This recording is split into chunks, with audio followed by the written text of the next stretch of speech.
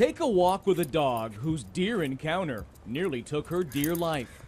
Kicked in the head by a stubborn buck, Leia, a 4-year-old Border Collie, had at first what was thought to be just a stubborn wound. She had a gash in her face, and she was recovering nicely. Then the third day, she had a very devastating deterioration in her condition. Suddenly, she stopped moving. I had brought her home, and she, was unable to move, unable to lift her head, unable to move her tail. So the spinal column? Enter UC Davis vets, who discovered Leia was actually left paralyzed. Normally, this bone fits on the back of the skull. But her skull had been dislocated from her spine. Most times when this happens, the animal or the person dies. Dr. Karen Verneau was one of the UC Davis surgeons whose job it was to put Leia back together. So what we did in surgery was to drill away part of the bone and the bone fragments that were pressing on her spinal cord. Still facing an uphill climb, her owner was faced with the real possibility she'd be paralyzed forever. I said to him, "Well, do you think my dog will ever walk again?" And he said,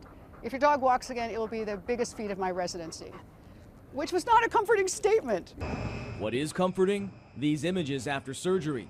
Leia spent days doing water therapy. Movement was key, teaching her how to use her muscles again. As you can see, it worked, and doctors are now happy to say She looks normal. Yeah. she can get up, move her head, and stand on all fours, thanks to more than a few who are ready to stand up against all odds. She's an amazing dog.